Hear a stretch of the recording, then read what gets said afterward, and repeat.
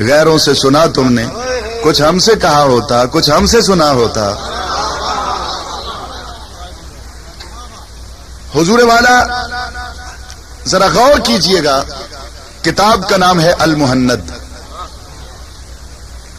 مسلک دیوبند کی مستند کتاب ہے۔ یہ اس وقت انہوں نے لکھی جب اعلیٰ حضرت فاضل بریلوی رحمت اللہ تعالی علیہ کے عشق نے ان کو اس مقام پہ لا کے کھڑا کر دیا کہ علماء عرب کے سامنے علماء دیوبند کو اپنے عقیدے کی وضاحت کرنی پڑی۔ اب یہ علماء دیوبند خود بتا سکتے ہیں کہ انہوں نے یہ عقیدہ لکھتے ہوئے ذیابن فی سیابن پہ تو عمل نہیں کیا تھا۔ اس کا ترجمہ نہیں کر سکوں گا کیونکہ رانجے سب کے سانجے بیٹھے ہوں گے کئی سارے، تو سب کے لیے مشکل ہو جائے گا، میرے لیے تو کوئی مشکل نہیں۔ میں نے تو کئی بار موت کو بڑا قریب سے دیکھا ہے، ابھی پچھلے ہفتے بھی موت کو میں نے قریب سے دیکھا ہے۔ بالکل میری تقریر کے دوران 3 منٹ پہلے پولیس نے ریڈ کیا اور 3 آدمیوں کو پکڑا۔ ایک کے پاس بم تھا جو خود کو حملہ کرنا چاہتا تھا، دوسرے کے پاس گرنیڈ تھا، تیسرے کے پاس کلار، اور وہ کہتے ہیں پکڑے گئے ہیں۔ اب بعد میں انہوں نے بیان دیا، 8 دن میں بھی وہیں پہ رہا ہوں سرگودا میں، انہوں نے بیان دیا جی کہ ہمارے اکابر نے کہا تھا کہ کسی طریقے اس شخص کی زبان بند کر دو۔ میں نے کہا میری زبان بند بھی اگر کر دو گے تو ذکر رسول تو بند نہیں ہوگا۔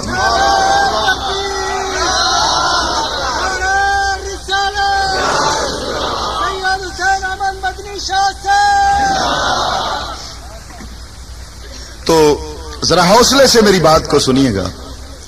المہند کے اندر علماء دیوبند نے متفقہ طور پہ عقیدہ یہ لکھا کہ زمین کا وہ حصہ جو آج اس وقت روضہ پاک کے اندر سرکار کے جسم کے نیچے ہے۔ فاروق انور شاہ صاحب، منصور شاہ صاحب، آپ کے تو گھر کی بات ہے، آپ کی تو ماں کی بات ہے۔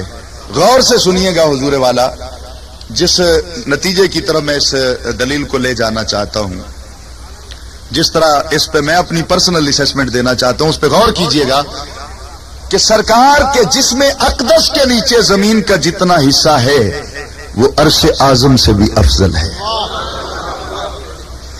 یہ علماء دیوبند نے لکھا، ہم تو ویسے ہی مانتے ہیں، ہم تو ویسے ہی مانتے ہیں۔ علماء دیوبند نے بھی علماء عرب کو قائل کرنے کے لیے اپنا یہ عقیدہ لکھا المہند کے اندر کہ سرکار کے جسم اطہر کے نیچے زمین کا جتنا بھی ٹکڑا ہے وہ عرش اعظم سے افضل ہے۔ جو سرکار کے جسم کے نیچے ہے، جسم نہیں۔ قابل غور بات جو ہے، جو کچھ انہوں نے لکھا ہم اسی پہ بات ٹاک کرنے کے لیے تیار ہیں۔ جسم محمد صلی اللہ علیہ وسلم کے نیچے جو زمین کے ذرے ہیں ان کا مقام عرش اعلیٰ سے افضل ہے، تو ثابت ہوا کہ جسم محمد کے نیچے جو زمین کا ٹکڑا ہے وہ عرش اعظم سے افضل ہے نا، تو جسم کا تو مقابلہ ہی نہیں ہو سکتا۔ بہت اچھے، کیا بات ہے، کیا بات ہے۔ عرش اعظم سے افضل تو حضور زمین کا وہ ٹکڑا ہو گیا جو سرکار کے جسم کے نیچے ہے، تو جسم محمد جو ہے پھر اس کا تقابل تو رہا ہی کوئی نہیں۔ جب اس کا تقابل کوئی نہیں ہے تو میں پوچھتا ہوں مولانا، اگر تم نے یہ لکھ دیا ہے تو زمین کا وہ ٹکڑا تو عرش سے افضل ہو گیا، عرش نہیں، عرش سے افضل ہو گیا۔ اور اونچی آواز سے بول دیں، عرش نہیں بنا، عرش سے افضل ہو گیا وہ ٹکڑا جو جسم محمد کے نیچے ہے۔ علماء دیوبند بھی تسلیم کرتے ہیں۔ اب محمد کے جسم کا تقابل تلاش کرو، جب تقابل نہ بنا سکو تو پھر مثل کہاں سے لاؤ گے؟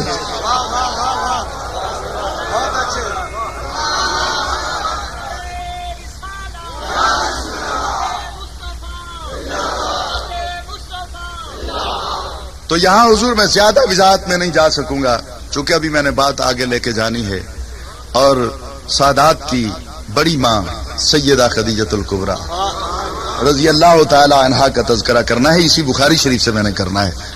اب غور کیجئے جو بات میں کرنے جا رہا ہوں کہ جو ٹکڑا سرکار کے جسم کے نیچے آیا وہ تو عرش سے افضل ہو گیا، تو تو بات جسم کی تو نہیں کی نا، اس لیے کہ جسم کی مثل ہی کوئی نہیں، جسم کا مد مقابل ہی کوئی نہیں، جسم کا تقابل ہو ہی نہیں سکتا، تو اس لیے اس کے بارے میں بات نہیں کی۔ جو جسم محمد کے نیچے ہے زمین، وہ عرش اعظم سے افضل ہو گئی۔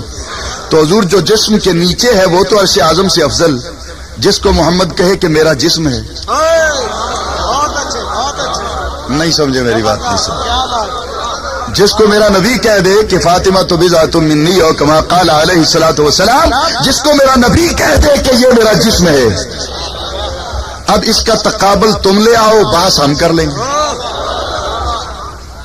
اب اس میں بات کر لیں گے، کوئی ایسی بات نہیں ہے۔ ہم نے نہ ہاتھوں میں جوڑیاں پہنی ہوئی ہیں اور نہ ہی کوئی ایسی بات ہے کہ ہمارے منہ میں زبان نہیں ہے، ہم بات کریں گے انشاءاللہ، لیکن پہلے جس میں خلاف بھی اپنی غلیظ زبانوں کو بند کرو۔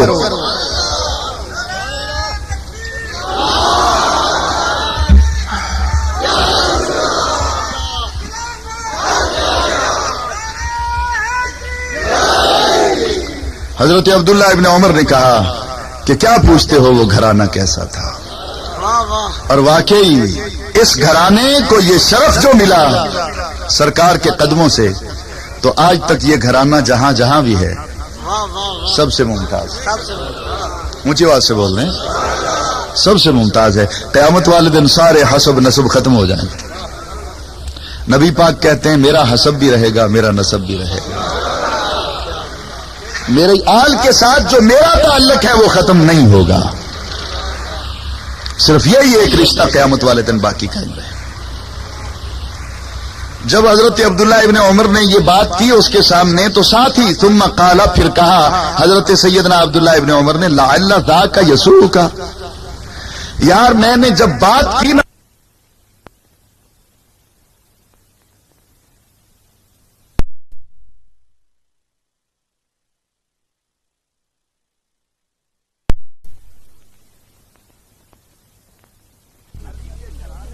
علی کے گھرانے کی افضلیت کی، جب میں نے بات کی تو تیرا چہرہ دیکھ کر مجھے لگا کہ لعل ذاک یسوءک، تجھے علی کا ذکر اچھا نہیں لگا۔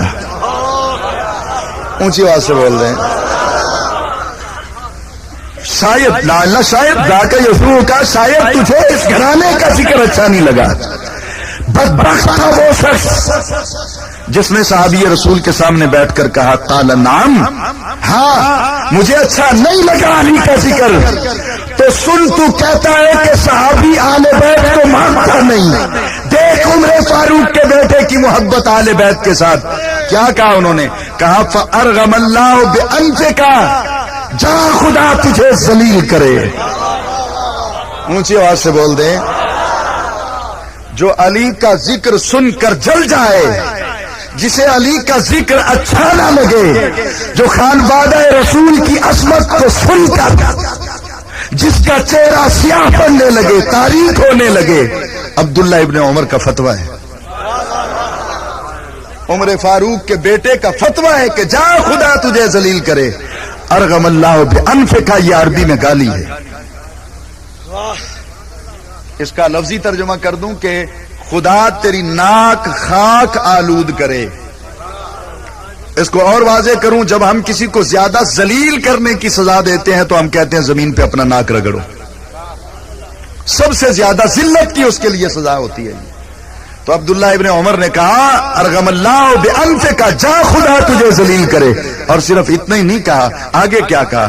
آپ نے کہا انطلق فجہد علی جہدک، انطلق، اٹھ کھڑا ہو۔ بہت اچھے، نہیں سمجھے؟ ابھی بھی نہیں سمجھے؟ میں کیا چلو اس طرح کرتے ہیں کہ راہ پر ان کو لگا تو لائے ہیں باتوں میں، اور کھل جائیں گے دو چار ملاقاتوں میں۔ انشاءاللہ آہستہ آہستہ یہ حجاب آپ کا ختم ہوگا، یہ خون گرم ہوگا، اس میں حدت پیدا ہوگی، اور انشاءاللہ ہوگی۔ ہم مایوس نہیں ہیں، نبی کے غلام حق ادا کریں گے وفا کا، نبی کے ساتھ بھی اور نبی کے گھرانے کے ساتھ بھی۔ اب حضور غور کیجئے گا، آپ نے کہا انطلق، اٹھ کھڑا ہو اور دفع ہو جا، اور کیا کہا؟ فجہد علی جہدک، ایک تو خدا تجھے ذلیل کرے، دوسرا میری محفل اور میرے گھر سے نکل، انطلق، چلا جا یہاں سے، دفع ہو جا یہاں سے، اور فجہد علیہ جہدک، جہاں جا کے جو تجھ سے ہو سکتا ہے میرے خلاف تو کر، میں تو علی کی شان بیان کرتا رہوں گا اسی طرح۔ تو علی کی شان اور علی کے گھرانے کی شان کو بیان کرنا یہ سنت صحابہ ہے۔ اس پہ میں ایک بات عرض کر دوں، جو بھی نبی علیہ السلام کا ارشاد گرامی ہے، من سن فی الاسلام ہے جی سنتن حسنتن فلہ اجرہا ومن عمل بہا، جو بھی کوئی شخص اسلام میں اچھا طریقہ ایجاد کرے، جتنے لوگ بھی اس پہ عمل کریں گے ان کو تو ثواب ملے گا ہی، لیکن جتنا ثواب رب ان کو دے گا اتنا ہی ثواب اس شخص کو بھی ملتا رہے گا جس نے وہ طریقہ شروع کیا۔ تو علی کا ذکر کر کے خوش ہونے کا طریقہ عمر فاروق کے بیٹے نے شروع کیا، تیرا جی چاہے مان نہ مان ثواب ملتا رہے گا عمر فاروق کے بیٹے کو۔ بہت اچھے۔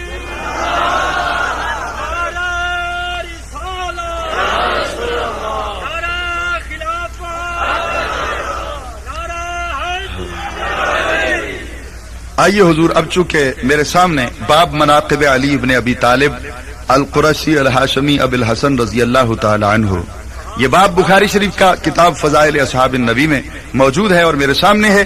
یہاں پہ دیکھیے، پہلے تو میں نے آپ کو بات سنائی عمر فاروق کے بیٹے کی، اب سنیے عمر فاروق کی، مجھے آواز سے بول دیں، اب سنیے عمر فاروق کی بات۔ عمر فاروق کہتے ہیں وقال عمر توفی رسول اللہ صلی اللہ علیہ وسلم وهو عنہ راض۔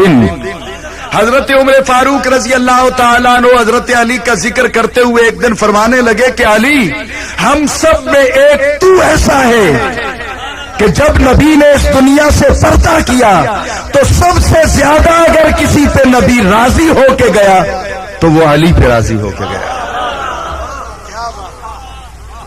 یہ بخاری شریف کے صفحات پر مولانا نہ ہو، آن دی ریکارڈ یہ روایت اگر موجود نہیں ہے مولانا، تو یہ قرآن پہ ہاتھ رکھتا ہوں، میرا قتل معاف ہے۔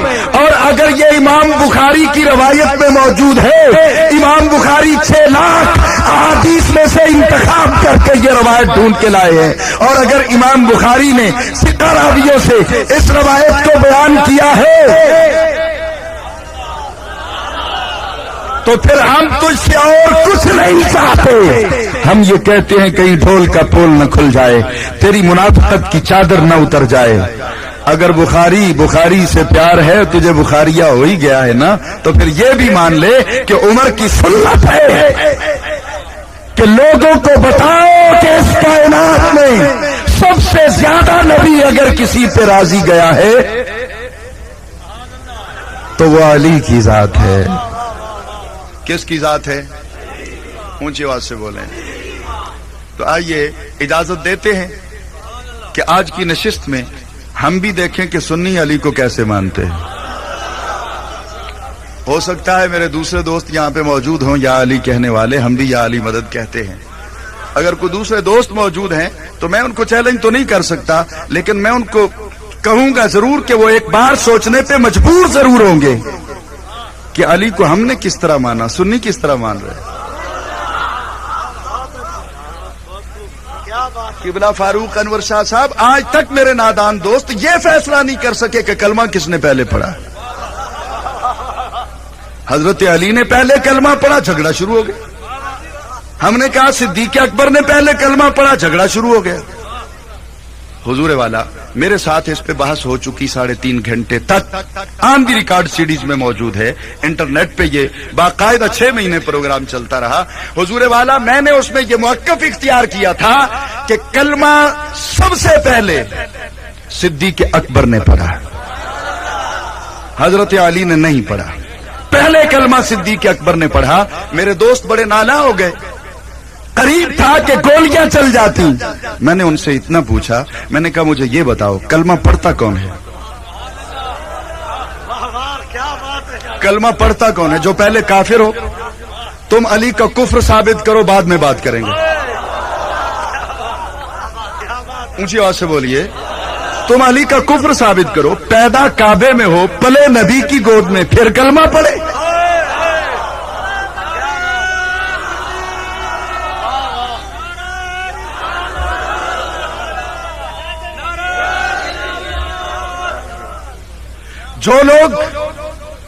जो लोग ये दावा करते हैं, ये इल्जामी जवाब है, जो लोग ये दावा करते हैं कि अली ने पहले कलमा पढ़ा, शायद उनका तसव्वुर है कि अली पहले काफिर था।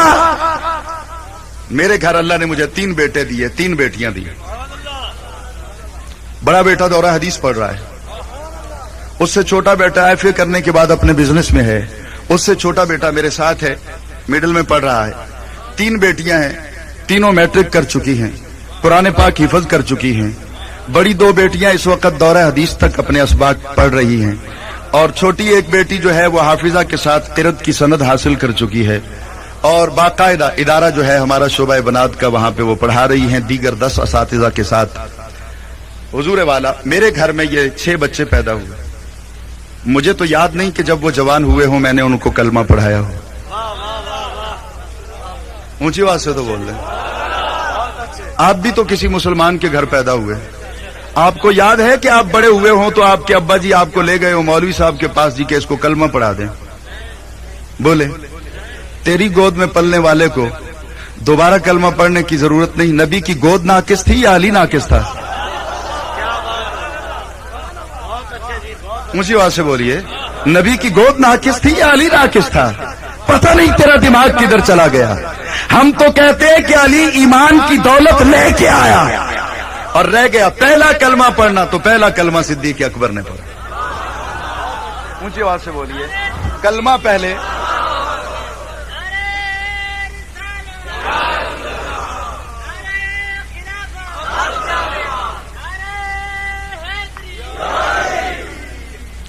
आइए हुजूर सुनिए कि हम जिस अली को मानते हैं वो कैसा है।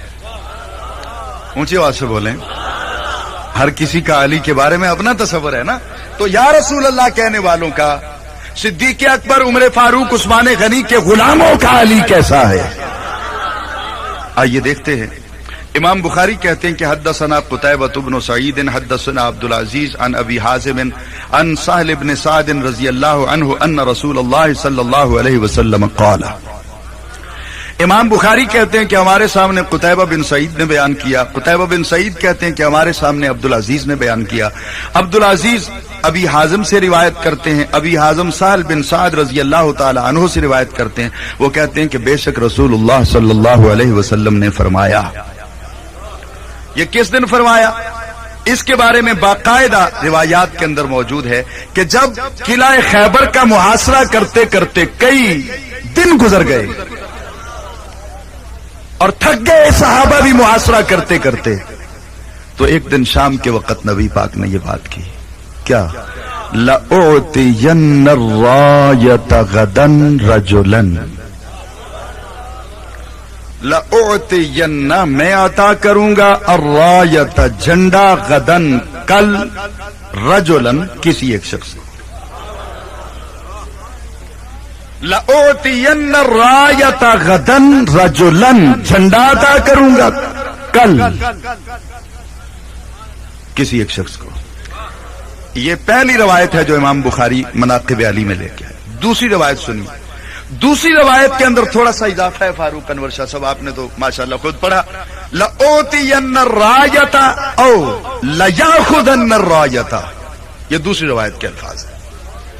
सरकार ने पहले तो कहा कि कल मैं झंडा उसे दूंगा, लउतियन्न रायता, मैं अता करूंगा झंडा, गदन कल, और लयाखुदन्न रायता, इसका माना है कि वो ले लेगा झंडा। आपके बस की बात नहीं है। मैं अता करूंगा झंडा, वो ले लेगा झंडा। जिसके नंबर जरा कम हो, प्रिंसिपल कहता है मां बाप को क्यों परेशान होते, मैं दे दूंगा नंबर, मैं इजाफी नंबर, जो मेरे सवाब दीदी कोटा है ना, तो उसमें से इजाफी नंबर में, आजकल नाजिमों का दौर रहा, तो जो भी कोई नौकरी मिलती थी तो नाजिम साहबान उसमें तकरीबन अपने कुछ नंबर दे सकते थे। 2-4 नाजिम मेरे भी वाकिफ थे, उन्होंने मुझे यह हकीकत हाल बताई। तो हुजूर सवाब दीदी कोटा होता है, تو प्रिंसिपल कहता है माँ बाप से मत घबराओ, इसे पढ़ने दो, कमजोर है तो क्या हुआ, कुछ नंबर कम भी आ गए तो मैं बैठा हूं प्रिंसिपल सीट पे, लओतियन्ना, मैं अता करूंगा, मैं अता कर दूंगा, इजाफी नंबर मैं दे दूंगा और मैं इसको पास कर दूंगा, सरद भी जारी कर दूंगा, मैं अता करूंगा। तो जब अता की बात हो, लेने वाला अहल हो या ना हो, ये देने वाले की मर्जी है, वो जिसको चाहे अता कर दे, ऊंची आवाज से बोले, वो जिसको चाहे अता कर दे, ये देने वाले का सवाब दीदी कोटा है। और लया खुजन रायता, एक दूसरे स्टूडेंट के वालिदैन ने मेरे पास आके पूछा जी इसका क्या हाल है, मैंने कहा जी इसके बारे में फिक्र ना करो, कोई चाहे या ना चाहे, इसका मेरिट ही इतना टाइट बन रहा है कि ये खुद ही ले लेगा। नहीं समझे मेरी बात, शायद दो चार समझे होंगे। एक है लओतियन्न रायता, एक है लयाखुदन्न रायता। सरकार ने कहा अता की बात है तो मैं अता कर दूंगा, मेरिट की बात है तो वो खुद ले लेगा। मेरिट की बात है तो मेरिट पे आता ही वो है, मैं उसी को अता करूंगा और वो ले लेगा मुझसे। गदन, कल, रजुलन, एक शख्स को। साहबा कहते हैं कि ये शाम का वक्त था जब सरकार ने ये बात की। हम सरकार मदीना सल्लल्लाहु अलैहि वसल्लम की इस बात को सुनकर लौट गए, अपने अपने खेमों में जाके बैठ गए। आगे सुनना चाहते हैं या बस करूं? ऊंची आवाज से बोलो, अल्लाहु अकबर कबीरा।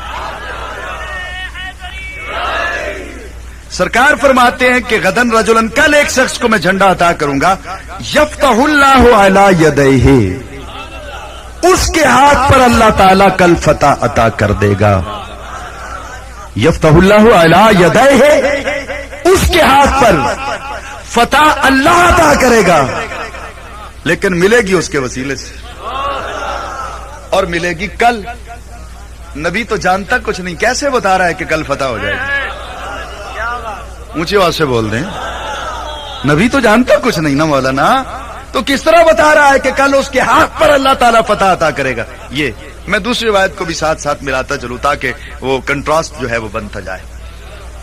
अब दूसरी रिवायत में क्या है, सरकार ने उसकी क्या निशानी फरमाया, लओतियन्न रायता, मैं झंडा अता करूंगा, और लयाखुजन्न रायता, या वो ले लेगा झंडा, गदन, कल, रजुलन, वो शख्स। आपने उसकी निशानी बताई, युहिब्बुहुल्लाहु व रसूलुहु, औ क़ाला युहिब्बुल्लाह व रसूलुहु। ये बात सुनने वाली है। इमाम बुखारी कहते हैं कि रावी कहता है कि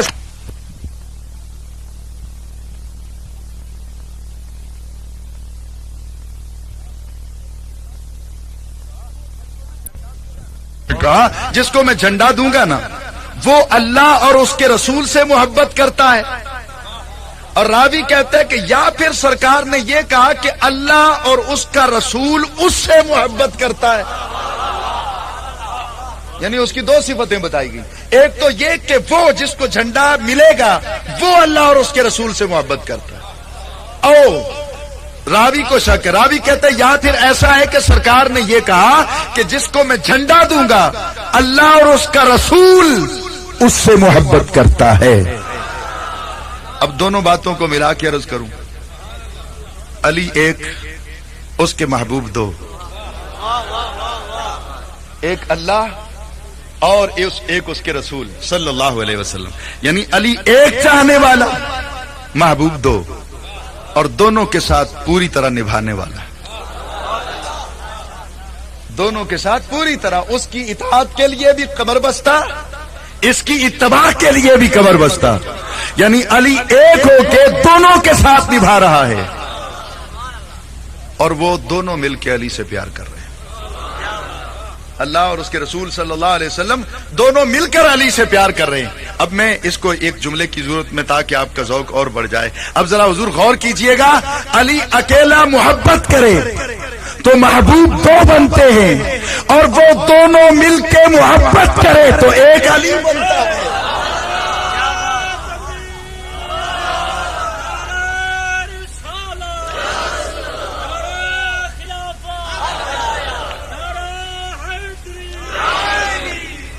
रावी कहते हैं काला, रावी कहता है फबातन नासो यदूकुना लैलतहुम, फबाता पस गुजर गई अन्नास लोगों की यदूकू न सोचते हुए लैलतहुम उनकी रात।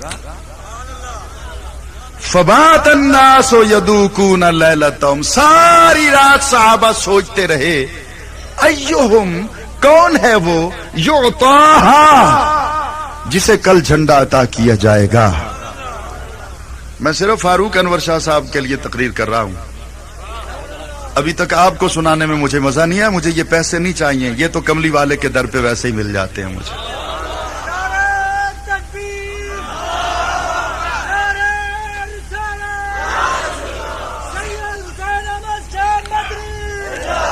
मुझे तो नबी के वो दीवाने चाहिए जो अपना तन मन धन सब कुछ नबी के नाम पर और नबी के असहाबा के नाम पर, नबी की अहले बैत के नाम पर कुर्बान करने को हम वक्त तैयार। ये पैसों की कोई हैसियत नहीं। हुजूर अब जरा गौर कीजिए, फबात अन्नासा यदूकून लैलतहुम अय्युहुम युताहा, सहाबा की सारी रात सोचते हुए गुजर गई अय्युहुम, कौन है वो, कौन है वो, कौन है वो। तो हुजूर क्या मुझे ये कहने का हक है कि धरती पर एक रात सहाबा पे वो भी आई थी कि पूरी रात सहाबा ने अली को सोचा, अली को समझा। आप क्या सुनेंगे, मैंने क्या सुना। फबात अन्नास गुजर गई पूरी रात, यदूकू ना सोचते हुए लैलतहुम, पूरी रात सोचते हुए गुजर गई। अय्युहुम, कौन है वो, कौन है वो। तो हुजूर अय्युहुम का मिसदाक वो ही है ना, लओतियन्न रायत गदन, जिसको कल झंडा मिलेगा, वो ही है ना अय्युहुम का मिसदाक। तो अय्युहुम का मिसदाक अगर वो है तो वो कौन है, वो अली है। तो हर सहाबी की जुबान पर था, एक दूसरे से पूछ रहे थे अय्युहुम, कौन है वो, अय्युहुम, कौन है वो। सिद्दीक ने उमर से पूछा होगा, उमर ने उस्मान से पूछा होगा, तलहा ने जुबैर से पूछा होगा, सलमान ने अबू जर से पूछा होगा, हजरत अम्मार ने बिलाल से पूछा होगा रजी अल्लाह ताला अन्हुम अजमाइन। एक एक ने सारी रात सोचा। रावी ये नहीं कहता कि आधी रात, रात का एक क्वार्टर हिस्सा ये नहीं कहता, 50-50 नहीं कहता, वो पूरी रात की के पूरी रात सूरज डूबा तो सोचे अली की तरफ मरकूज हो गई, सूरज चढ़ा तो सोचे अली की तरफ मरकूज थी। तो सहाबा की पूरी रात अली को सोचते गुजरी। मुझे अगर ये कहने का हक दें कि धरती पा वाले क्वेश्चन कर रहे थे अय्युहुम, तकदीर तो जानती थी। अब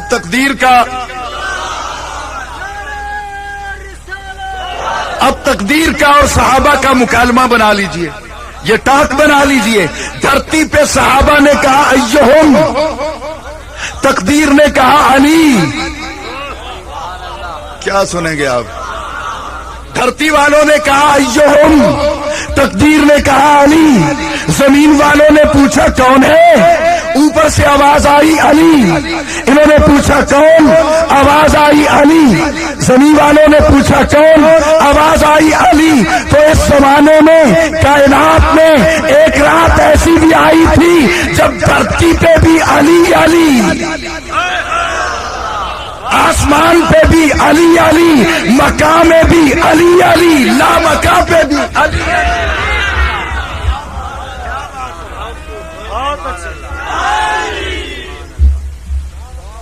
ये है मेरा अली जिसको हम मानते हैं। ऊंची आवाज से बोल रहे हैं, ये है मेरा अली। अब देखिए ना, मैंने कहा था अता करने वाला, उसकी मर्जी है मेरिट पे दे, नॉन मेरिट पे कर दे, उसकी मर्जी की बात है ना। तो अब सुबह हुई, सहाबा सारे आए सरकार के पास। रावी क्या कहता है, फलम्मा अस्बहन नास, बस जिस वक्त सुबह हुई, गदाउ अला रसूलिल्लाह सल्लल्लाहु अलैहि वसल्लम कुल्लुहुम यरजू अन युताहा। सुबह जब तमाम सहाबा सरकार के पास आए तो हर एक सहाबी ये चाहता था, उसकी तमन्ना थी कि झंडा मुझे मिले। क्योंकि सहाबा ये जानते थे कि ये नहीं कि किसी फातिह को झंडा मिलेगा। सहाबा का अकीदा था कि फातिह वो बनेगा जिसे नबी झंडा दे देगा, क्योंकि असल फैज जो है वो नबी के पास है। असल ताकत, कंट्रोलिंग अथॉरिटी अल्लाह ने नबी को अता की। सुन, कुल्लुहुम यरजू अन युअताहा फकाल ऐना अली इब्न अबी तालिब। सरकार जैसे ही मजलिस में आए पूछा अली इब्न अबी तालिब कहाँ हैं? बताया गया हुजूर यश्तकी ऐनैहि या रसूल अल्लाह, उनकी तो आंखें खराब हैं, आशोब चश्म है, आंखों में पेन है, दर्द है, तकलीफ है। तो मेरिट तो नहीं बन रहा ना। मैंने कहा था अता करने वाले की मर्जी है, मेरिट तो नहीं बन रहा ना। आशोबे चश्म है, देख नहीं सकते, सूरज के सामने खड़े नहीं हो सकते, तकलीफ शिद्दत की है, लेटे हुए हैं कई दिनों से, मेरिट तो नहीं बन रहा। किसी फिजिकल फिटनेस आदमी को जो अपना सेहतमंद है उसे देते ना, लेकिन ये तो देने वाले की मर्जी है। कहा चलो बीमार है ले तो आओ, ले तो आओ, बीमार है तो क्या हुआ? साबित हुआ कि दरे मुस्तफा पर ताकत भी मिलती है, खैरात भी मिलती है। और मेरे आका का दर तो वो दर है मेरे साईं कि जहां हजरत कतादा मांगे तो आंख मिलती है, अब्दुल्ला इब्ने अतीक की पिंडली टूट जाए, ना मांगे आके बैठ जाए, लंगड़ाते फिरे, सरकार खुद पूछते, बुखारी शरीफ के अंदर है, मैं अभी पढ़ने को तैयार। जब यहूदी को कत्ल करके आए, सीढ़ियों से फिसल गए, आपकी पिंडली की हड्डी टूट गई, उसी तरह कपड़े से कस के बांध ली, आके कोने में बैठ गए। सरकार ने खुद पूछा लंगड़ा के क्यों चल रहे हो? हुजूर दर्द है। क्यों दर्द है? हड्डी टूट गई है। तो कहा वहां क्यों बैठे हो, आगे आओ, अपनी टांग फैलाओ। फैला दी, सरकार ने अपना हाथ फेरा, फमसा यदाहू, उस पर अपना हाथ फेरा, हाथ फेरा अपना, और कहा उठकर देखो, खड़े हो गए, वजन डाला, 2 कदम इधर, 2 कदम इधर, फिर 2 इधर, फिर 2 इधर। सिद्दीक अकबर ने कहा ये क्या चहलकदमी कर रहे हो, क्या देख रहे हो? कहा देख ये रहा हूं कि हड्डी टूटी भी थी। ऊंची आवाज से बोल दें जरा, देख ये रहा हूं कि हड्डी टूटी भी थी। कतादा मांगे तब मिलता है, अब्दुल्ला इब्ने अतीक ने नहीं मांगा तो बिन मांगे नबी ने बुला के अता कर दिया। यही तो सुन्नियों का अकीदा है कि ज़हरा के बाबा का वो दर है जहां मांगो तब भी मिलता है, ना मांगो तब भी मिलता है।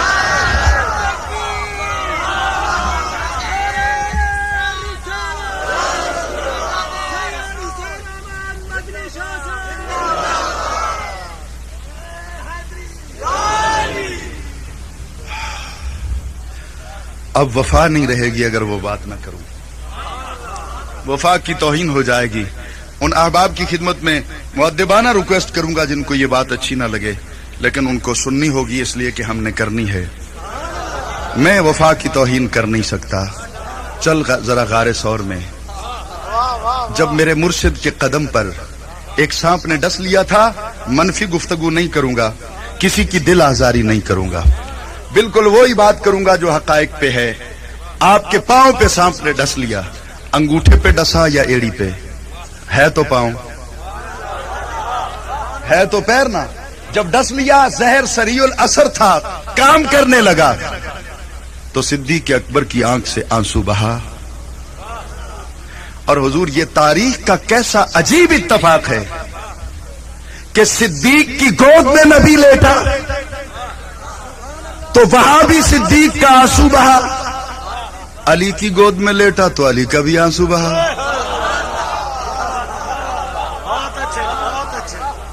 हुजूर बात तो दोनों तरफ एक जैसी नजर आ रही ना। अब सिद्दीक अकबर की आंख से आंसू बहा और रुखसारे मुस्तफा सल्लल्लाहु अलैहि वसल्लम पे आकर यूं टिक गया जैसे हुल्लाए अहमर पर सफेद मोती हो। सुर्ख रंग की चादर पर सफेद मोती नजर आ रहा है। सरकार ने आंख खोल के पूछा क्या है? हुजूर पांव पे किसी सांप ने डस लिया है, जहर तेजी से असर करता चला जा रहा है। सरकार ने कहा जख्म दिखाओ। वो कोई अजदहा था जो काट गया था, गोश्त का टुकड़ा निकाल के ले गया था।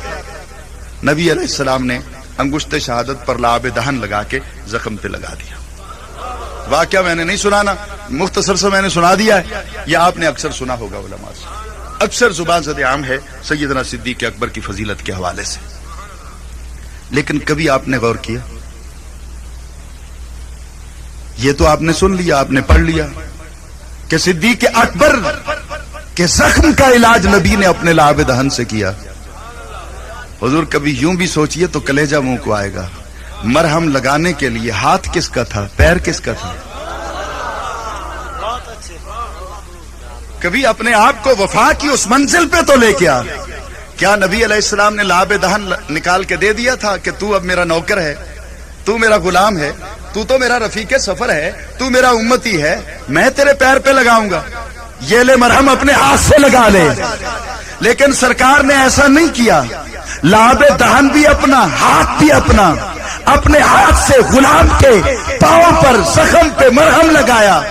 اور کیا حضور میں یہ کہوں کہ سرکار نے آ کے غلاموں کے مزاج ہی بدل دیے, غلاموں کی ریت اور روایت, اصول, قاعدے, ضابطے آپ نے بدل دیے.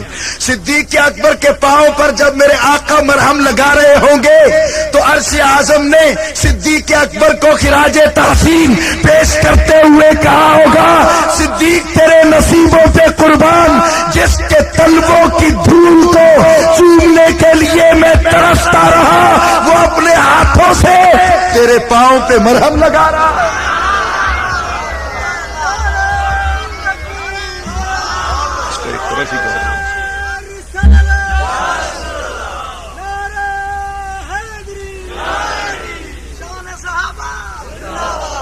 اب حضور غور کیجئے گا, وہاں بھی لعاب دہن لگایا اور کہا کہاں ہے علی؟ کہا جی ان کی تو آشوب چشم ہے, آنکھوں میں تکلیف ہے. تو آپ نے کہا اسے بلاؤ. فارسلوا الیہ, ان کی طرف آدمی بھیجا بلانے کے لیے. فاتونی بہی, جب وہ آ گئے. فلما جاء بصق فی عینہ, جب وہ آ گئے تو سرکار نے لعاب دہن ان کی آنکھوں میں لگایا. کیا لگایا؟ اونچی آواز سے بولیے, اور اونچی آواز سے بولیے. اگر نبی علیہ السلام ہم جیسے ہیں تو مولانا کسی دن تو بھی لعاب دہن لگا تو صحیح اپنی خاتون خانہ کو. اس کی آنکھیں دکھ رہی ہو نا تو مولانا صاحب گھر آئے کہ بھئی نبی ہماری طرح ہی تھا نا, تو نبی بھی تو اس طرح تھوک مبارک لگا کے علاج کیا کرتا تھا, تو میری رفیق حیات ہے, کم از کم پہلے میں تجھ سے اسٹارٹ لیتا ہوں. مولویوں کو لوگ ڈرے ہوئے تو نہیں زیادہ, کوئی پریشانی لگتی ہے مجھے تھوڑی تھوڑی. کھل کے بیٹھے, پھر نبی کے غلام ہیں تو تکڑے ہو کے بیٹھے. میں آپ کے سامنے بیٹھا ہوں, میں نے گولیاں کھائی ہیں, بم بلاسٹ ہو چکا ہے ایک پہلے, میرا یہ چہرہ جل گیا تھا, یہ میرا سارا ہاتھ ختم ہو گیا تھا, میں جیلوں میں جا چکا ہوں, سب کچھ کر کے دیکھ لیا. لیکن یقین کیجئے جتنا دکھ بڑھتا ہے اتنا یار کا ذکر کرنے میں مزہ بھی زیادہ ہے. اس ذکر کی حلاوت پوچھنی ہے تو جا جا کے پوچھ حضرت بلال سے اور حضرت عمار ابن یاسر. حضرت عمار ابن یاسر پر بھی تو ظلم کے پہاڑ توڑ دیے گئے, اور ایک بار تو چیخا بنا کے ابو جہل نے اس میں پھینک دیا. آگ لکڑیاں اکٹھی کی, چیخا بنایا, ابو جہل قریب لے کے آیا, پابند سلاسل کر کے, زنجیروں میں جکڑ کے آگ کے قریب لا کے اس کتے نے یہ تانا دیا, سنا ہے تیرا نبی بڑے طاقت والا ہے, تیرا نبی مشکلیں ٹال دیتا ہے, بلا آج اپنے نبی کو تجھے آگ سے بچائے. تو حضرت عمار ابن یاسر کا یہ جملہ قیامت تک صفحہ کرتاس پر ایک جھومر کی طرح سج رہا ہے. آپ نے کہا کتے, بلایا اس کو جاتا ہے جو جانتا نہ ہو, تو جلا, میرا نبی آ کے نہ بچائے تو سچا, اور نبی اگر بن بلائے آ جائے تو پھر تجھے بھی کہنا پڑے گا جن کے سائیں تکڑے ہو نہیں مرنے دیا کرتے. بہت اچھے, بہت اچھے.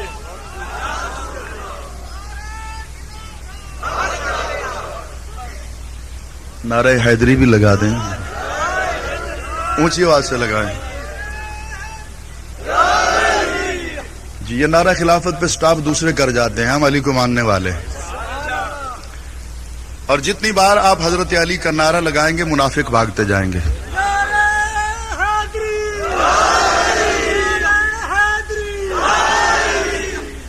اب حضور ذرا غور کیجئے, حضرت عمار ابن یاسر کو آگ میں پھینک, سرکار آئے, آن دی ریکارڈ ہے, اگر سرکار نہیں آئے ہیں تو جو چاہو مجھے سزا دو.